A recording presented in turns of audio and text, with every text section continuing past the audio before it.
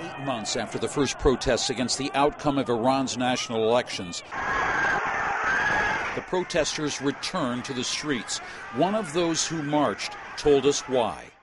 Because we know they are not good people and they do nothing for the people and the country. And all the country's wealth is being looted, whether material or spiritual wealth. Reza is not his real name. His face is obscured out of concern for his security, but he insists threats will not deter him. Every day, almost before every protest, someone comes, a higher or mid-ranking or low-ranking authority, telling us we will kill you. The threats are ineffective because people will come out on the street each time they threaten us.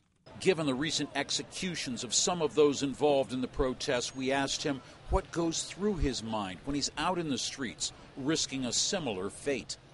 I do not feel afraid, and if I'm going to be killed, it is not important.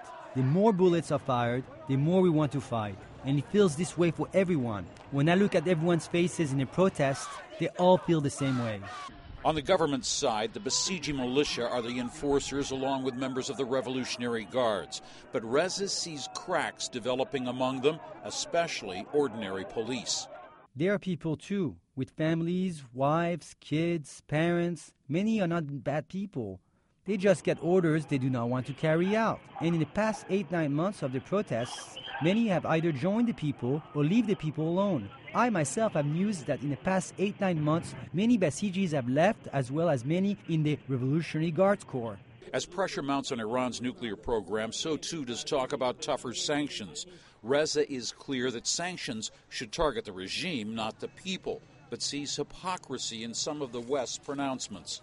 France and Germany say every day that Iran and Ahmadinejad are bad, but their cars are being manufactured in Iran. Mercedes-Benz, Peugeot. So they're making black deals with each other, and nobody among the people likes these black deals, and that's not what we want. The biggest message is help us.